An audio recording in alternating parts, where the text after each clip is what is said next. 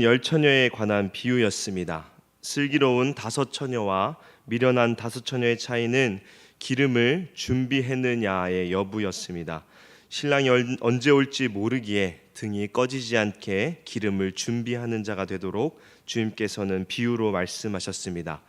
즉 주님께서 다시 오실 재림의 약속을 꼭 믿으며 그날을 준비하는 지혜로운 성도가 되도록 교훈하신 것입니다. 오늘은 너무나도 유명한 달란트 비유입니다. 이 달란트 비유는 결론을 먼저 말씀드리면 수동적으로 기다리는 성도가 아닌 책임 있는 활동을 하는 성도가 되도록 가르치고 있습니다. 14절에 예수님은 우리와의 관계를 주인과 종의 관계로 그립니다. 어떤 사람이 타국에 가게 되어 자기의 종들을 불러 자기 소유를 맡겼다고 말씀합니다. 여기서 어떤 사람은 예수님을 가리키며 종들은 당연히 우리들을 가리킵니다. 우리의 삶은 사실 우리의 것이지만 먼저 주님의 것입니다. 예수님께서는 우리에게 자신의 것, 자신의 사명을 맡기셨습니다. 우리는 이것을 기억해야 합니다. 성도는 주인의 삶이 아니라 청지기적인 삶을 살아야 합니다. 반드시 주님께서는 마지막에 우리에게 맡긴 것을 결신하러 오십니다. 그때 우리는 과연 어떠한 모습으로 살았는가? 이것이 바로 오늘 비유의 말씀의 핵심입니다. 14절에 어떤 사람이 타국에 간다는 뜻은 예수님께서 승천 이후에 하늘로 올라가심을 뜻합니다. 그리고 다시 오실 때까지 예수님께서는 자기의 소유를 종들에게 맡기셨습니다. 15절에 이 주인은 그 재능대로 각각 다르게 맡겼다고 말씀합니다. 함께 우리 15절 말씀 함께 읽겠습니다. 15절입니다. 각각 그 재능대로 한 사람에게는 금 5달란트를, 한 사람에게는 2달란트를, 한 사람에게는 1달란트를 주고 떠났더니.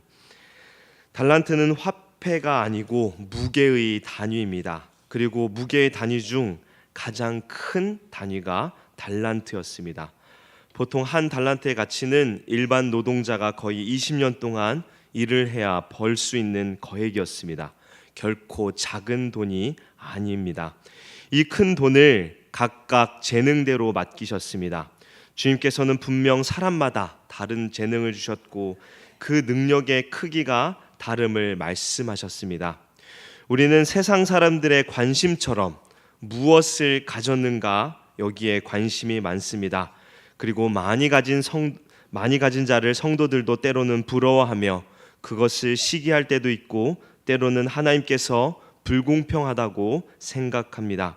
그런데 성경은 이렇게 많이 가진 자를 칭찬하지 않았음을 우리는 기억해야 합니다.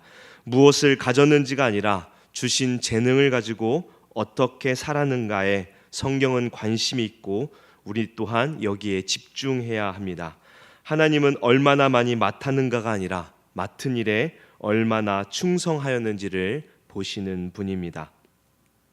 주님께서는 이렇게 종들에게 각각 다른 재능과 은사를 맡기고 떠나셨습니다. 이제 종들의 모습이 나오는데요. 16절, 17절을 보면 주인으로부터 달란트를 받은 종들이 각각 장사하여 받은 것의 배를 남겼습니다. 자신에게 맡겨진 것을 주인을 위하여 충성하였던 것입니다. 그런데 18절에 한 달란트를 받은 종은 땅을 파고 그 받은 것을 감추었다라고 말씀합니다. 한 달란트를 받은 종은 그냥 묵혀두는 어리석음을 범하였던 것입니다. 그 이유는 아마도 자신의 달란트를 다른 사람의 달란트와 비교하여 보잘것없다고 생각하였기에 게으름을 피웠던 것 같습니다. 그리고 그것을 허락하신 주인을 원망하는 것을 나중에 보게 됩니다. 한 달란트는 앞에서 말씀드렸듯이 결코 적은 돈이 아닙니다. 그러나 그는 다른 종들과 비교하였을 때 자신의 것이 보잘것없다고 생각하였습니다. 큰 것을 받았음에도 비교하는 마음 때문에 자신의 것이 얼마나 큰 것인지 알지 못한 것입니다. 그리고 그 시기심과 비교식 때문에 결국 자신의 주인을 위하여 충성하지 못하는 결과를 갖게 됩니다. 오랜 후에 주인이 돌아와 종들과 결산을 합니다. 각 종들은 자신의 결과물 열매들을 주인에게 보고합니다. 주인은 5달란트 받은 자와 두 달란트 받은 자를 똑같이 칭찬하셨습니다. 이윤을 많이 남겼기 때문에 칭찬한 것이 아니라 자신에게 맡긴 일에 최선을 다했기 때문입니다. 하나님은 충성된 모습을 칭찬하신 것입니다. 우리는 항상 좋은 결과물 그리고 많은 것을 남기는 것을 바라지만 하나님께서는 주어진 것에 얼마나 열심을 다하여 하나님을 위해 충성하였는지를 보십니다. 이제 한 달란트 받았던 자가 주인에게 나옵니다. 그런데 이 종은 주인에게 이렇게 말합니다. 24절 25절입니다. 한 달란트 받았던 자는 와서 이르되 주인이여 당신은 굳은 사람이라 심지 않은 데서 거두고 해치지 않는 데서 모으는 줄을 내가 알았으므로 두려워하여 나가서 당신의 달란트를 땅에 감추어 두었었나이다. 보소서 당신의 것을 가지셨나이다. 한 달란트 받은 종은 주인에게 굳은 사람이며 심지 않은 데서 거두고 해치지 않는 데서 모으는 사람이라고 말합니다. 주인을 아주 인색하고 탐욕이 많은 사람으로 이해한 것입니다. 셋째 종은 게으름에도 문제가 있었지만 무엇보다 주인에 대한 잘못된 이해가 문제였습니다. 주인을 바르게 이해하지 못했기 때문에 그는 주인의 뜻대로 행동할 수 없었던 것입니다. 주인을 신뢰하지 못하고 받은 것도 잃을까 두려워하여 그것을 그냥 땅에 묻어둔 것입니다. 이에 주인은 26절에 이렇게 말합니다. 악하고 게으른 종아 나는 심지 않은 데서 거두고 해치지 않은 데서 모으는 줄로 내가 알았느냐. 주인을 신뢰하지 못하고 주인에 대하여 악하다고 비판한 종을 도리어 악하다라고 말합니다. 그리고 맡겨진 일에 충성을 다하지 아니했기에 주인은 게으르다라고 말합니다.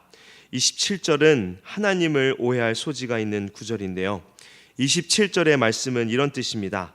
만약 너가 나를 굳은 사람으로 알았다면 너는 내 돈을 은행에 넣어두었다가 내가 돌아와서 이자와 함께 본전을 돌려받을 수 있도록 했어야 하지 않느냐라는 뜻인데요. 다시 말하면 종이 주인을 이해한 대로라면 마땅히 이자라도 받도록 해야 하는데 그것도 왜 하지 않았는가라고 주인이 묻는 것입니다. 주인은 세 번째 종의 변명을 타당치 않으며 게으르고 어리석다라고 말하는 것입니다. 결국 세 번째 종은 그 가진 것을 빼앗기고 어두운 데로 쫓겨납니다. 달란트 비유는 세상을 살아가는 우리에게 하나님께서 맡기신 것들을 가지고 어떻게 살아가느냐에 관한 말씀입니다. 하나님께서는 무릇 각 사람마다 다른 재능과 능력을 주셨지만 그것에 합당한 열매들을 맺기를 기뻐하십니다. 새 종에게 다른 달란트를 맡겼지만 자신에게 주어진 것에 충성을 다한 종에게 주님께서는 똑같이 칭찬하셨습니다.